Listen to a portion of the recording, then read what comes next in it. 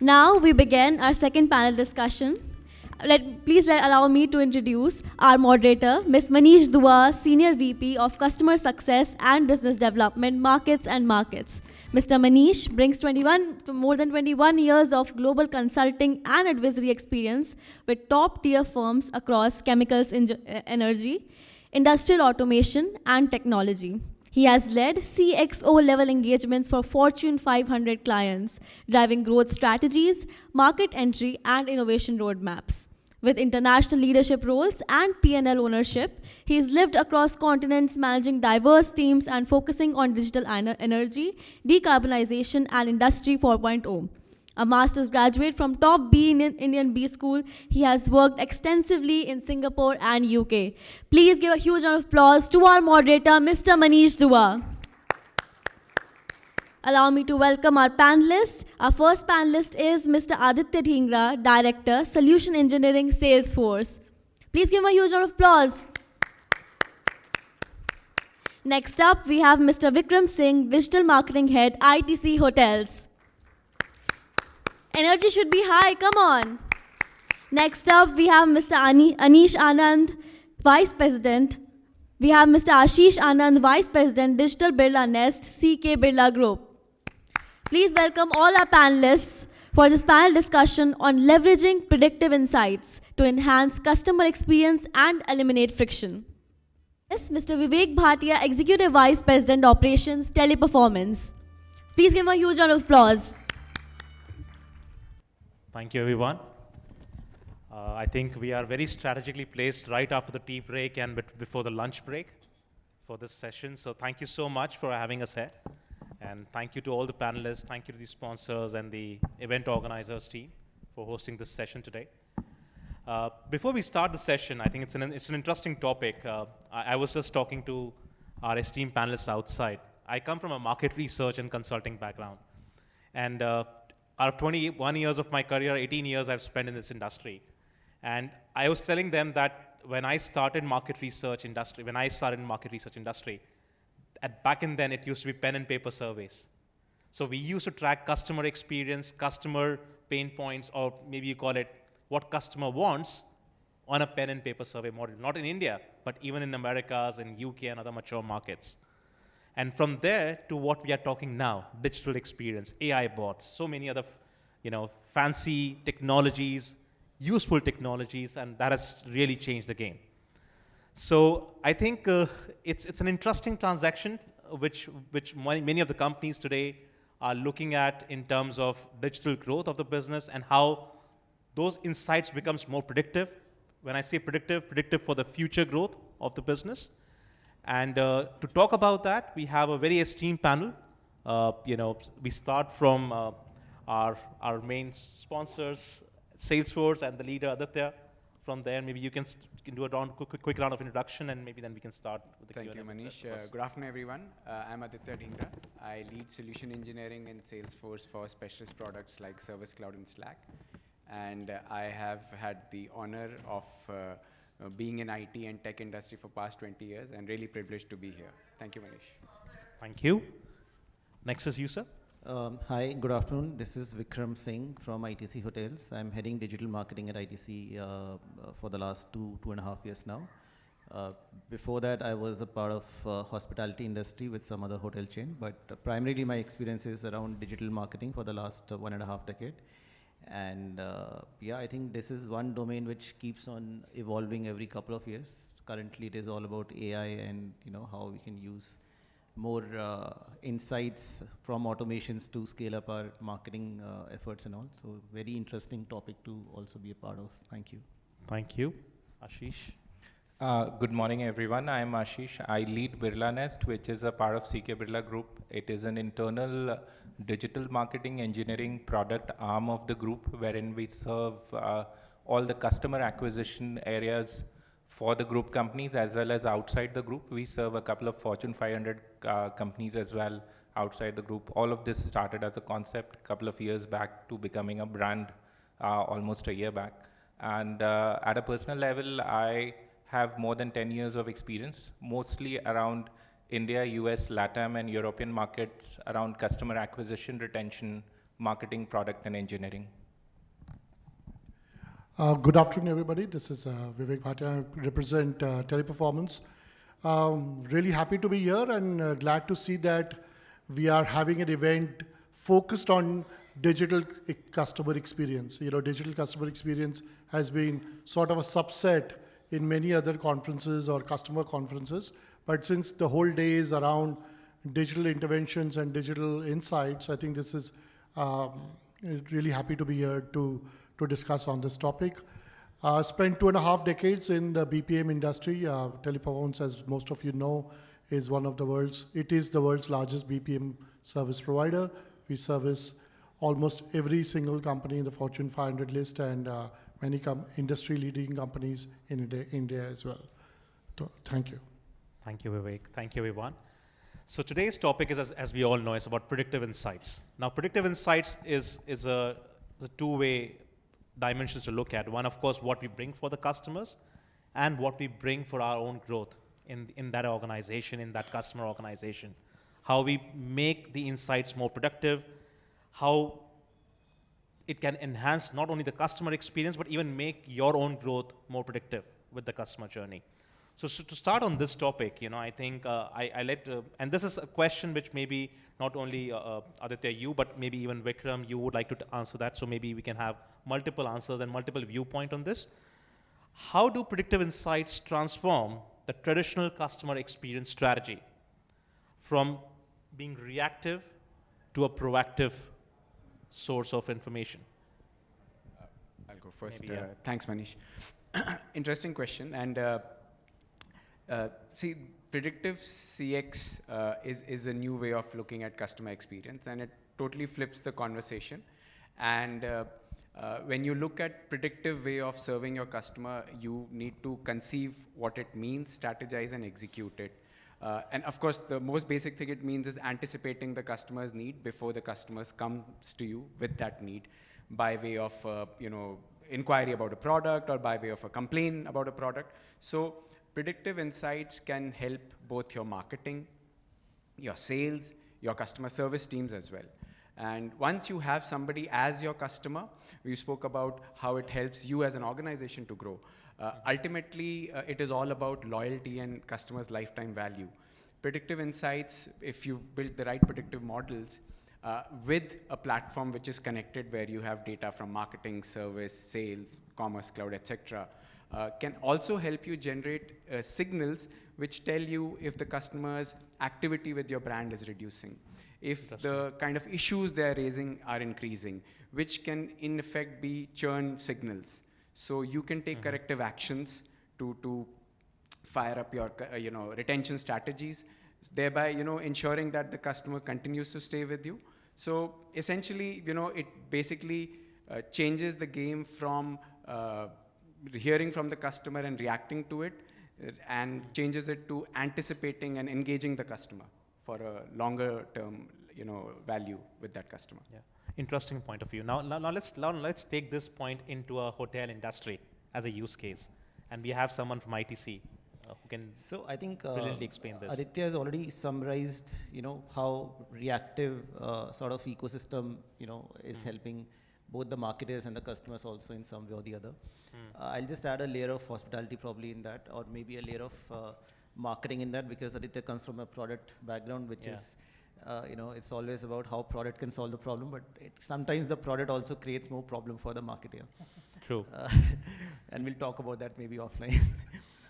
But see, for a marketing perspective person, it was always about identifying the right insights. And in the past, it used to happen maybe after some action has happened, we used to collect the data, create some insights, and then used to take some action for future. In the predictive ecosystem, we are able to analyze this data more in real time, and we can understand the behavior of the customer or how he's going to react to something that we might do because of the data that we have already collected. So it's easier for me to analyze or figure out what I should be doing to make sure my customer goes happy from my once they stay with me. So some of those things are very, very helpful for us. Few examples that I can provide. Let's say if I know that a guest is coming with an evening flight, he's a business traveler, he comes to my hotel frequently, and he usually wants a cab pickup from the airport, I can, proactively reach out to him and, ask him that, are you looking for a airport pickup this time, and try to make the experience more seamless for him. Instead of him reaching out, can I reach out to him before even he will think about, booking a cab or something like that. Right. Similarly, when they are staying with me, let's say there's a customer who likes to always book a spa experience. Can I offer him a customized spa experience at the time of checking that, because you're staying with us for the next 2 days, here's a customized package for you for spa. So a lot of these things are just to elevate the customer experience. Of course, from a marketing standpoint, there are other things we can always do, but from making sure that we are able to enhance the experience of the guest, a lot of these things will help us to predict in advance and then react to it proactively versus, once something goes wrong, then we're trying to do a service recovery. So that's the change. Just I have an extension of to what you just touched, I think, and that's very important to track, that what role do AI and machine learning play in uncovering the predictive patterns of customer behavior? Since you gave a very good example. So firstly, right now we have the data of the customer with us.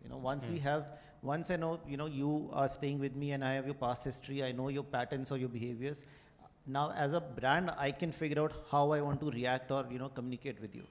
So without AI, if I go back also, I was still having out details, but it was in silos. Let's say if you're staying with one of my hotels, that hotel PMS will have a lot of your data, but at a central level, I will not have the insights about you. The moment you go to a hotel number 2, those 2 PMSs are not connected to each other, so I don't know what is your behavior in the second hotel that you're staying with me. So all of that is now centralized. I know exactly what you're doing, when you're doing it, what you're eating at my hotel. Wow. The data is with me now. Now it is up to me, and I don't want to be too intrusive also. I don't want to make it like, I know you as a person. I want to, from a brand perspective, marketer perspective, for me it is about I understand you. It's not about I know you. I just want you to feel that I understand your needs, and I will customize my experience or my offerings as per your requirements.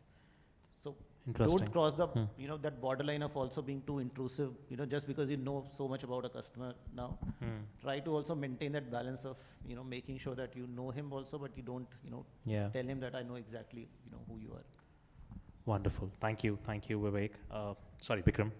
I'm going to put you on a spot, Ashish, but I think you've churned out a new business out of a big business, and I don't know how easy it is for you to answer this, but what type of data, and I'm even fine if our CX experts in the world, Teleperformance would also, if you want to answer this, but what type of data are most valuable for generating predictive insights?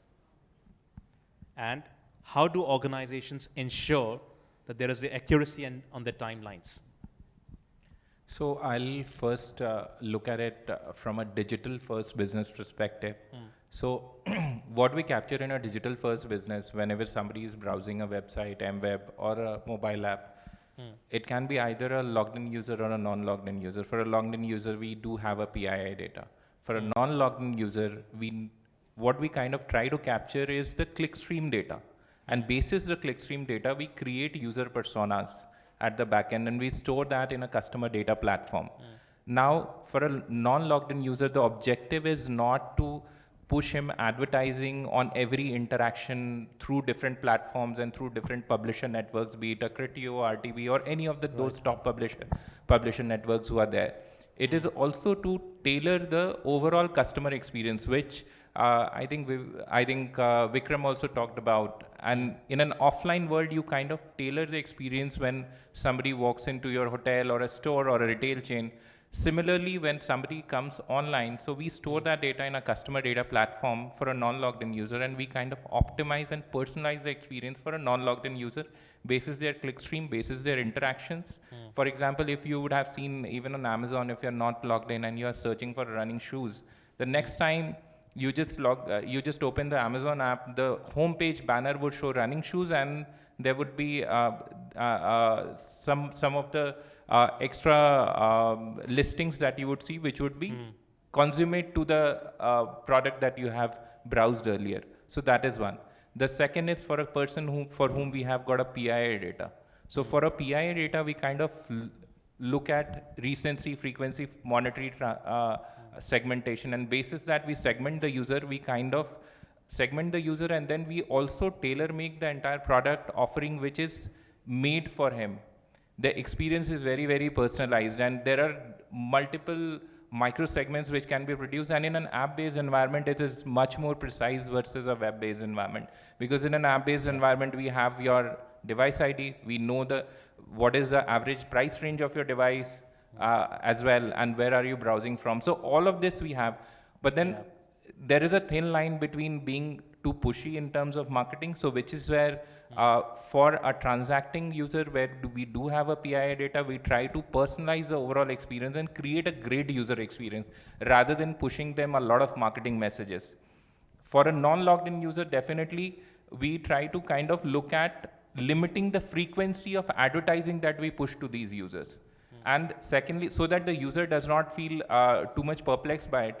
And now in India business, our data privacy norms are very, very low right now. With DPDP guidelines, it is bound to become stronger.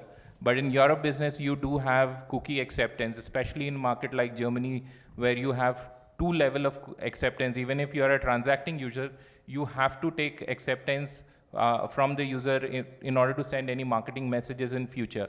So which is where at a clickstream level, we are able to target only 60% of the user, limit the frequency, do the A/B testing in terms of what is the messaging which a user is liking, and then also give them a proper opt-out feature as well.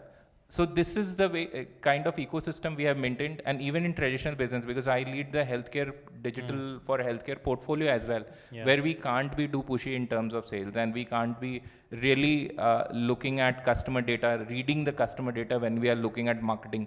I mean, we all know over a period of time, health checkups have become a retail product, but then them reading your data is not right. It is not as per the law of the land. So we kind of try to comply with that, but then sending them a wellness nudge after a period of time, mapping their family trees, being able to read through what has been the overall medical issues in the family, which are more genetic, more lifestyle related, and making them aware is the objective we kind of pushed.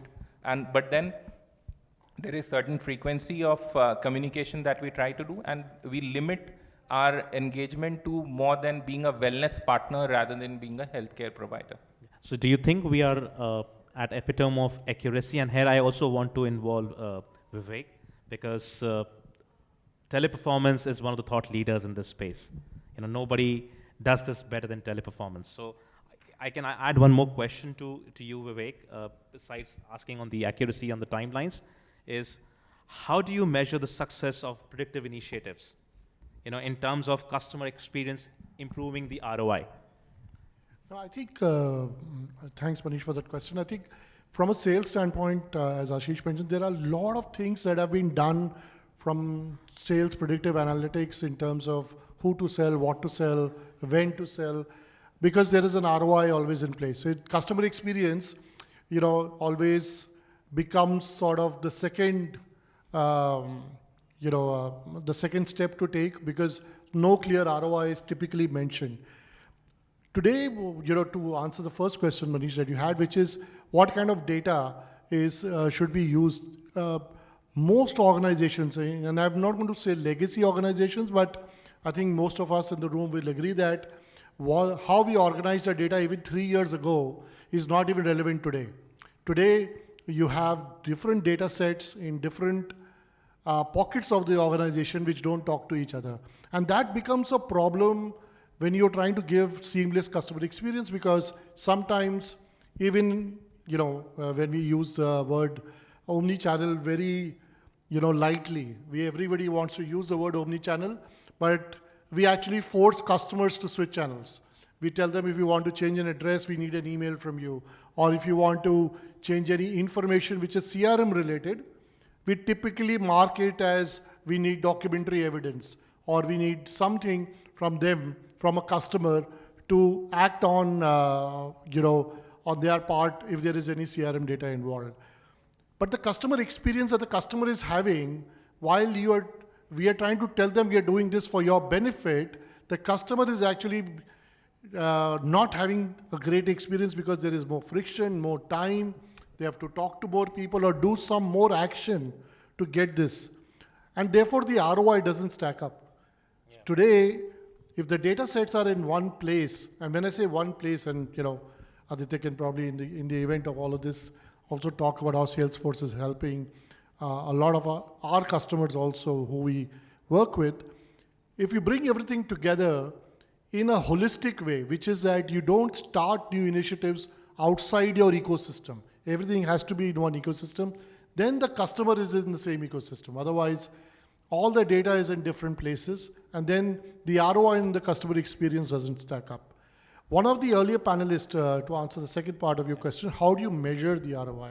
Yeah. I think the first session we had, sorry, I forget the speaker's name, but he spoke about customer effort. Customer effort is a great way to measure the ROI on customer experience, because NPS data, customer satisfaction data is very passé, right? Today, if you go and service your car, when you get a survey request, you will hear the telecaller actually say that, would you rate us 8, 9 or 10? They're not giving you an option, and you want to say 6, and they get offended and they probably don't record it, right? Because they want to, on the JD Power awards, they want to get that award, right? So it's very, it's not transparent. The ROI on customer experience will come on things where customer can actually say what they want to say in a way they want to say, and not literally just to a human being. It is more digital, and if there's lesser effort on the customer side, the experience automatically sort of gets better. So, no, very interesting, Vivek. Thank you. If I may just add one quick point, basis the industry experience of market research that I have, and in my company, MarketsandMarkets, we do a very different dimension of predictive insights for our customers. Now, who are our customers? Companies like big ones like Siemens, Bosch, ABB, Schneider's of the world. Now, they still use a lot of voice of customers. Earlier, the voice of customers used to be around the NPS, around the customer satisfaction, or some 8-10 standard open and closed-ended questions. Today, we are doing a lot of deep dive analysis and unbiased, unheard voice of customers for them through panels, through different channels, through different platforms and tools, where we track what are the unmet needs of their customers' business who are working with their competitors. So what they want to really track is that what is the missing vector in our customers' business, which even our competitors are unable to fulfill, and that could be a low-hanging fruit for us, because we have a scale, we have built tools, and we are bringing something new as an offering on the platter. So companies have gone multi-dimensional, they have evolved multi-dimensional in terms of tracking customer pain points, not only to improvise their service or to improvise their own portfolio, but also to identify gaps in their competitors' portfolio, which could be a very serious opportunity, because they play in the same level playing field. So I take a pause here, but I think I definitely want to bring Ashish back into the dialogue. Sorry, Aditya, my bad. Aditya, if I may ask quickly to you about an important point that, and in extension to what Vivek just said, how do you ensure cross-functional alignment when deploying predictive tools across marketing, sales, customer service, and product teams? And who better than Salesforce can talk about that? So that's a good question, and I think a lot of organizations used to struggle with that a lot because we were pursuing individual KPIs, right? So I think the first step to do that is to have unified goals, objectives. It could be higher customer satisfaction, though I hear it is passé, but it could be, let's say, more cross-sell and upsell. Now, who's to say only sales team is responsible for that? Your customer service team can also cross-sell and upsell. Your product team, if they're making a good product, can have this as a KPI. So it's important to have this unified vision. But in order to pursue a unified vision, you need to have a unified view of your customer. And Vivek alluded to that.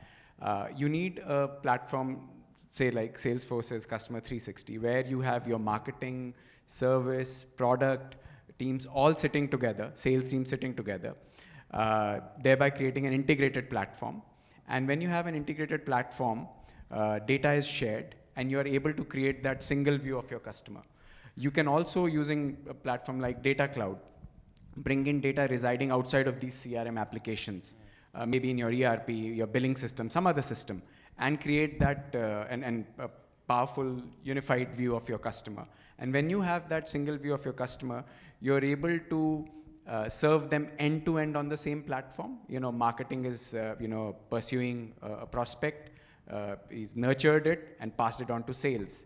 Sales has closed the deal, you capture the products and services sold to them, pass it on to service. Service is serving the customer, and that is where the customer spends most time in the lifetime. Service is serving the customer. Product defects or problems identified by the customer can be passed on to the product team. So you have got multiple functions all sitting on the same platform, and you're then able to drive better collaboration through an integrated platform like this. Through a common data strategy, you're able to create that single view of the customer and act on it in real time. I think this is what is needed to have cross-functional alignment. So again, to the point, as I said in the beginning, have that unified vision and build these technology foundational layers to be able to pursue that common vision.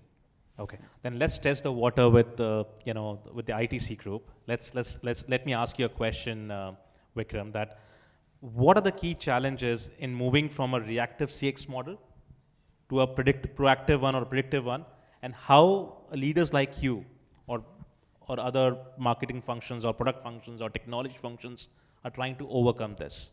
Because this is a huge shift we are talking about.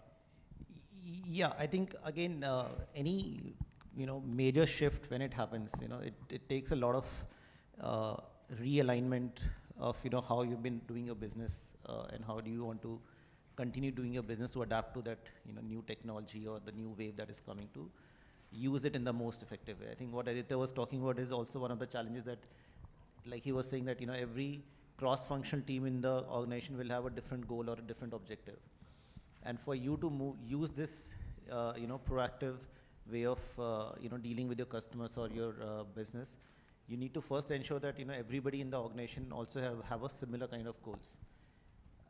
I can have a different goal, some other function can have a different goal, but if we don't think alike and trying to achieve the common goal, then somewhere we'll not be able to make that cultural shift of moving to that direction from reactive to proactive. It's very, very difficult. Okay. It's also very important that the biggest challenge is, again, the datas are in silos. For you to move to proactive in the most efficient way, you need to have the right set of data points and very accurate data points also. You can't have any inaccuracy in the data that you're collecting. So how do you get your data from different sources that you have into that one single view of the customer? And then how do you create triggers or create behavioral insights from those data points to then become more proactive in your approach? I think that's another very, very critical point. Third point, which ultimately will probably lead to the biggest failure in adapting to, moving from reactive to proactive, is people in the company, they don't want to change, Yeah, that's a big thing. Change I may have the objective, or digital marketer or a product head may have the, vision to shift to this proactive kind of a vision, but a lot of people internally may not want to adapt to that right now. So that cultural or that people-led, shift is the most critical one. And how do you make sure that everybody in the organization has a similar kind of understanding of what you're trying to do and how it is going to impact everybody in the business, in the company, at a function level also. I think that's very, very critical. And once all of that is aligned, I think then it becomes easier for you to do that transformation in a more seamless manner. Ultimately, the customer needs to be in the center of all of this. We're doing all of this to make sure that the customer benefit is also, at the center of this. We need to ensure that their experience becomes more seamless. It's for us, from a hospitality perspective, that is the ultimate goal, that their experience is what matters more than anything else. And being in luxury category, it is even more important for us to, provide that seamless experience. So those are some of the challenges that will, probably delay this transformation for some of, the similar brands like ours. Okay, thank you, Vivek. And now let's go to the product side. Okay, now let's go to Ashish. How can business use predictive analytics to drive a hyper personalization at scale without crossing the line of so-called creepy territory, in the business? So I think a part of it I had covered in my previous answer. So basically, I mean, in a digital first business, there is always the clickstream data, PII, transactional data. And then for a transacting user, you don't want to cross the boundary between, if he's a buyer and he's a constant buyer, you don't want to advertise to him. You don't want to push messages to him. So if you're transacting on any of these quick commerce platforms and they start pushing message on your WhatsApp every day, I mean, you'd end up blocking them, and at times that leads to uninstall. And in a market like India, where the customer acquisition costs are sky high, and the ability to maintain the right customer lifetime value by the customer acquisition cost ratio, which is the core KPI of the organizations and the product teams throughout. I mean, the LTV by CAC should be higher than 5, 6, 7, in range of 10. The higher it is, the better it is. So you don't want to lose a customer by over-emphasizing on advertising or pushing messages to him. Personalization is always about experience. What I am looking for, looking at my persona, my profile, you do the hyper-personalization on the product. You don't advertise. The moment it comes to non-transacting users, yes, all of us are marketeers are hard, but then obviously we would, it is also a function of the marketing budget you want to spend, the kind of audience size, the kind of audience propensity to pay, etc. that they have. So you would limit the frequency of reaching out to them through a personalized message. So for example, you are searching for a flight from Delhi to Bombay, and then that ad keeps following you on any of these news sites you open, anywhere you go, with a discounted rate, price drop, etc. So ultimately, if you're a non-logged in user, losing you still would not make an impact on me. But you are a logged in user, you have already transacted, you are using my travel platform, then definitely I will not target you, because my brand recall value is higher for you. The next time you log in, I will probably reorganize my flight list. And if you're looking for a full service airline in a particular day time slot, rather than having you go through the filters, I'll probably reorganize my list. I'll use the search sort algorithm as well. For example, if you're a login user in Delhi, everybody is kind of looking to go to Shimla, it's very hot. So in a particular pin code, if people are searching for Shimla all the time, the moment you click on my elastic search, I'll kind of put Shimla first. So that is the level of personalization we go to. Seriously, has it become that predictive that every Delhiite has to go to Shimla? Yeah. When I was at Oyo, we used to do that. We used to know what every pin code is searching every hour. And every 6 hours, we used to update the algorithm. So that is the level of personalization. Why? Because in a digital first environment, every click is a drop-off point. So I would try to mitigate that. That is what hyper-personalization means for us. So it means that capturing the right data, storing it on the right platforms in a way where you can analyze it, make it meaningful, and make it a great experience for the user. And how did we used to measure it? We used to measure the conversion rates across events within the page, across different stages of the funnel as well, which used to tell us that, okay, whatever hyper-personalization we have done at an A/B testing level, has that created an impact or not? Okay, fair. So I think a question that I want to raise now, I think maybe a lot of us out here would have the same question in their mind. And I want to ask this to Vivek. From the Teleperformance point of view, I'm sure you're building a lot of assets in terms of infrastructure, in terms of people, in terms of skills. What trends or emerging technologies do you see redefining the future of predictive customer experience in the next 3 to 5 years? I think that's a really great question, Manish, because today when we are talking about 3 to 5 years, we are talking about, today 1 year is equal to 10 years of innovation, 10 years ago, right? What happened between, 2011 to 2020, we are trying to, develop that kind of innovation within 24 months across industries. I would not say, so I think that would happen in, Vikram's industry, which is hotels, or Ashish in terms of healthcare. I think everybody's innovating at a pace which is far faster than the past. And this will essentially get more and more more nimble, because you now have specialized players in all of the markets, right? In terms of what kind specifically, without saying any specifics, I think there are a lot of technologies that are being built. We just talked about hyper-localization. I think today e-commerce companies know which pin code is buying what at every single minute, what is to be shipped. If today we are looking at algorithms and technology available, and some people spoke about 10-minute gratification earlier. If a loaf of bread can reach you in 10 minutes, there's a lot of things that are happening in the background to be able to achieve that supply chain, to be able to achieve that workforce being available for you at that time when you're ordering that loaf of bread. So, I mean, using that as an example, across industries, today customers want that same kind of gratification across any request they have or any thoughts they would have. I think to Ashish's point, if people are even thinking about going to Shimla, they are capturing it. So today when you are looking at all of these things, in the next 5 years, I think is way beyond. But I think within 3 years, we should have everything probably unified and localized for every single person. So if you were to reach a IVR, you would reach an IVR which is customized for you. If you were to reach and talk to somebody about, for example, a management program somebody wants to enroll into, it will be sort of personalized to what they have studied earlier, right? So today colleges are doing that kind of targeting as well.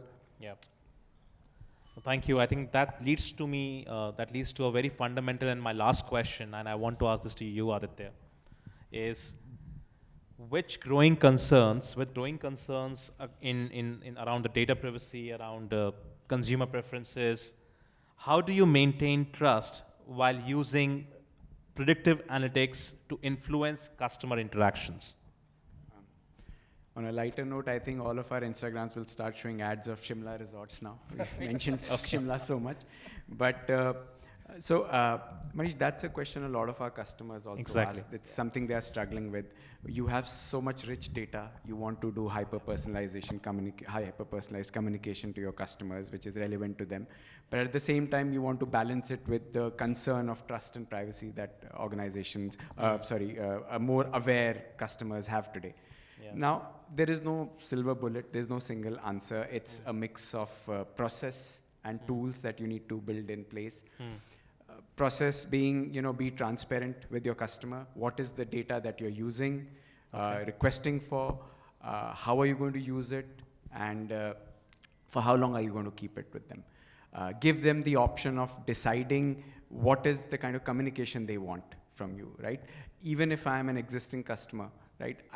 Ashish spoke about it. They have a policy of maybe not bombarding existing customers with marketing, right? Yeah. But existing or non-existing customer, maybe somebody just wants specific communication. So put in tools like Privacy Center. It's a Salesforce tool which allows you to gather and manage consent, and it allows the consumers to manage their preferences. Now, preference being opt-ins, what kind of communication I want, what is my preferred channel of communication, do I want only marketing, do I want only transactional messages, or mix of both. So this, when you have something like this in place, it gives your customers the trust that, okay, this brand has my data, they're using it to throw relevant communication at me, but at the same time, I have this access where I can manage an opt-out on my own, without being having to call up to ask them to resign the permission that I've given them. So something like this, when you have in place a bit of process, right? And the other thing is data minimization. Why do I collect data which I will not use, right? Maybe religion. Is it really relevant?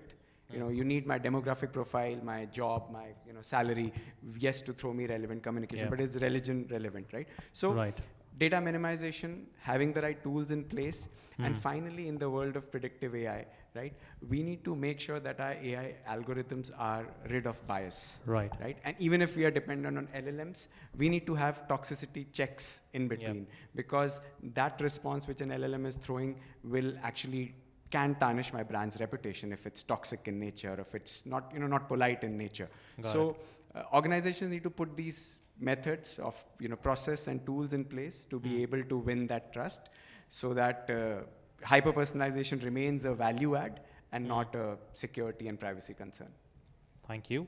I think this brings to an end of our panel session today, but I hope I did a good job in asking some questions which may be pertinent for a lot of you in your industry, in your customer organizations, in your own business, and in the age of technology disruption.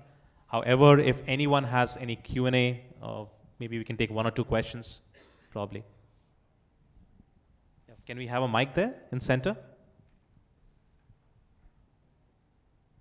And by the way, thank you everyone for such a generous and elaborated answers from your side. Yes. Good afternoon, everyone. And first of all, thank you so much for the insights.